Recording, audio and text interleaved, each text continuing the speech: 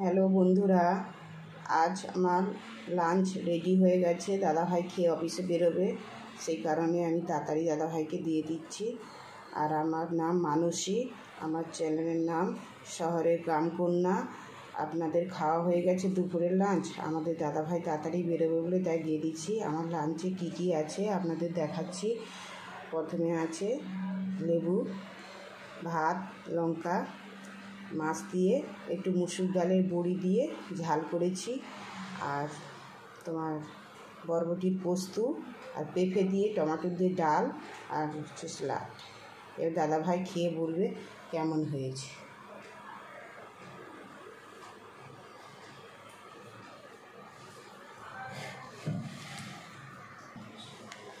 আরে ডালটা তোমার খাও না।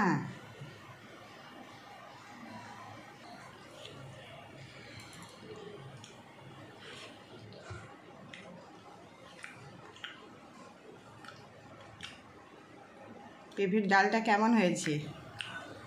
খুব সুন্দর হয়েছে বন্ধুরা, পেঁপের ডাল। দেখেছেন পেঁপের ডালটা না, আজকে ভাবলাম একটু পেঁপের ডাল করি। ছেলে কালকে বলছিল মা একটু পেঁপে দিয়ে ডাল করবে, তো আমি বলি আচ্ছা। তারপরে মাছ দিয়ে কেমন লাগছে, ঝালটা সুন্দর, মাছের ঝালে দিয়েছি টমেটোর একটু পেঁয়াজ, পোস্ত আর একটু সর্ষে দিয়ে না মাছের ঝালটা করেছি। মুসুর ডালের একটু বড়ি দিয়ে করেছি, কেন ঝোল ঝাল করলে তো আলাদা দিতে হয়, এই জন্য বলি না আজকে একটু ঝাল করি। খুব সুন্দর হয়েছে। এবং বরবটির তরকারিটা খুব ফাইন হয়েছে, খুব সুন্দর।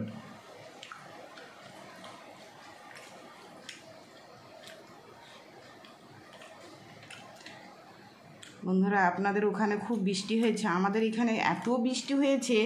দাদাভাই তো এখানে একটু দেরি করে বেরোবে, অফিস থেকে বলেছে যে একটু দেরি করে আসো। রাস্তার মধ্যে গাড়ি চালাবে কি করে, পুরো গাড়ি বন্ধ হয়ে যাচ্ছে, রাস্তার মধ্যে চালানো যাবে না। সেই কারণে হচ্ছে বলছে আমি একটু দেরি করে বেরোবো, আর আমরাও একটু বেরোবো, মা ছেলে আমাদেরও একটু কাজ আছে। খুব সুন্দর হয়েছে।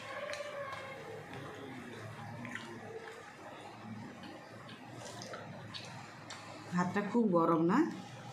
গরম ভাত তো গরম হবে না, রান্না করেছো সুন্দর করে, গরম হবে না? গরম গরম ভাত খেতেই তো বর্ষাকালে মজা। দেখেছেন দাদাভাই বর্ষাকালে নাকি গরম ভাত খেতেই মজা। আগে আগে দাদাভাই গরম গরম জিনিস খেতে পারতো না, এখন তবুও একটু একটু খেতে পারতো। রিটায়ার করার পরে এসে বলি কি গরম গরম জিনিস, আসলে ওখানে তো এতটা গরম তো হতো না।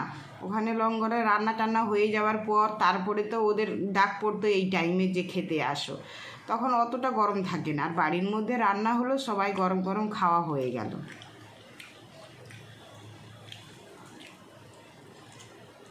জানে না, যখন ভালো মন্দ বাড়ির মধ্যে রান্না হতো, দাদাভাই যখন দূরে থাকতো, মানে ছেলে বলো মেয়ে বলো, আমরা সবাই কষ্ট পেতাম যে কখন হাতে রান্না করে খাওয়াবো। মানে যে কোনো রান্না খুব কষ্ট হতো। উনি সেখানে রান্না এইসব ধরনের মাছ তো কোনো দিন ফৌজে আমাদের পাওয়া যেত না, আর উনি চিকেন খেত না ওখানে, উনি সবসময় ভেজ খেত ওখানে। কেননা ও চিকেন না একদিন নাকি কীভাবে কীরকম দেখেছে, ওর সেই থেকে না চিকেনের প্রতি কিনা ভালোবাসা ছিল না। সবথেকে ভেজ খাবারটা খুবই সুন্দর, সেই কারণে হচ্ছে কি ওখানে সবসময় পনির দিয়েই ভাত খেত, ডাল টাল এইসব, ডাল বেশি খেত। ডালটা ওর খুব পছন্দ, ফৌজের ডালটা নাকি খুব সুন্দর হতো। যে কোনো ডাল ওখানে বেশি ডালের মানে ওখানে তো অনেক ভেজ মানুষরা তো আছে, অনেকে ভেজ খায়, এবার ডাল দিয়েই ওরা চাটনি দিয়ে ডাল দিয়ে আচার দিয়েই ভাত খেয়ে নেয়। আর উনিও সেখানে যে বাড়ি এলে কিন্তু নানা ধরনের মাছ বলো সবজি বলো ওনাকে রান্না করে করে খাওয়াতাম। আর আমাদের সবাইয়ের কষ্ট হতো যখন দেশের বাড়িতে থাকতাম, পুকুরে মাছ পড়তো, কি বড় বড় মাছ হতো। আমার শ্বশুর জাল ফিকে মাছ নিয়ে আসতো, আর ভাবতাম যে ওনাকে একটুখানি গরম গরম দুটো ভাজা খাওয়াবো। উনি খালি বলতো যে তোমরা খাও, আর আমার কি করব, আমার কপালে নেই, আমি চাকরিতে এসেছি, আমি বলি সেটাও আবার ঠিক কথা। এবার মনটার মধ্যে না কষ্ট হতো, আমরা যখন খেতাম না, এই ছেলে বলো মেয়ের বলো জন্মদিনে মানে নানা রকম খাওয়ার পরিবেশন করতাম, রান্না করতাম, ছেলের বন্ধু আসতো বা মেয়ের বন্ধু আসতো, সেভাবে আমি কাউকে বলতাম না, ও এলে তখন আমি বলতাম। আর আমার না খুব কষ্ট হতো যে মানুষটাকে খাওয়াতে পারলাম না, সেই জন্যে হচ্ছে কিনা এখন যে বাড়ি চলে এসছে মানে কি যে শান্তি, মানে কি বলবো। আগে রাত্রিবেলা কেন আচারা ঘুম থেকে উঠে কোনো কিছু যদি খবরে শুনি যে এই হয়েছে ওই হয়েছে, তখনই মনটার মধ্যে কষ্ট জেগে উঠতো যে কি হবে এদের। যারা চাকরির মধ্যে রয়েছে তাদের বাবা মা যে কতটা কষ্ট হয়ে আছে, বা তাদের স্ত্রীরাও খুব কষ্টের মধ্যে আছে। শুধু আমার চলে এসছে বলে তাই আমি আনন্দে ভাবছি তা নয়, যারা চাকরি করছে আরবিতে তাদেরও বাবা মা খুব কষ্ট আছে, আর স্ত্রীও কষ্ট আছে, ছেলে মেয়েরাও ভাবছে যে বাবা কবে বাড়ি আসবে, সেই বাবাকে নিয়ে আমরা একটুখানি বেড়াতে যাব, আনন্দ করে একসাথে লাঞ্চ করব, ডিনার করব, ব্রেকফাস্ট করব, তার একটা আনন্দটাই আলাদা।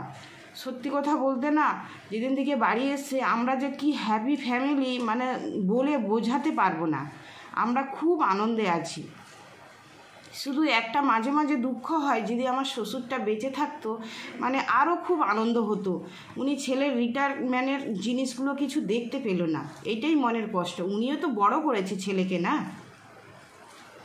সেটাই, খুব ভালো লাগলো তোমার এই কথা শুনে, আমিও খুব আনন্দ পেলাম।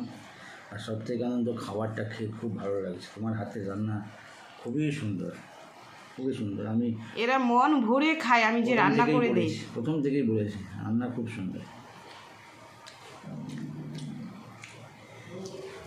এই দেখুন আমার শ্বশুরের এই ছবি। এই শ্বশুর না মানে আমার কাছে যখন আসতো না খেতে খুব ভালোবাসতো, উনি এলে না যেতে চাইতো না। শাশুড়ি ওখানে অনেক জমি জায়গা রয়েছে, তো সেই কারণে শাশুড়ি একলা সামলাতে পারবে না বলে সেই জন্য হচ্ছে ওনাকে বাড়ি চলে যেতে হয়। আর এই দিদি শাশুড়িও শুধু, শ্বশুরের মা, উনিও শুধু আমাকে খুব ভালোবাসতো। উনিও শুধু মানে খাওয়ার দাওয়ার বলো কোনো কিছু বলো নিয়ম করেই খেত, কিন্তু তারপরে যে কি হয়ে গেল, মানুষ দুটো নিয়ে চটপট করে চলে গেল, মানে মনে খুব কষ্ট জাগে।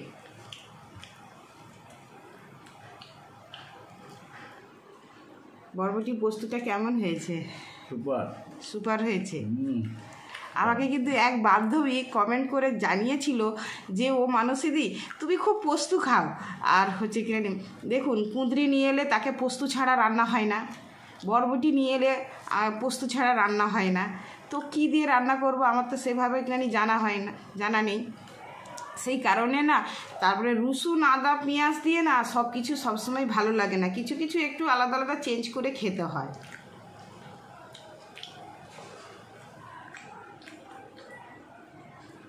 দাদাভাই একটু মাছ খেতে টাইম লাগে, কেন কাঁটা থাকে তো।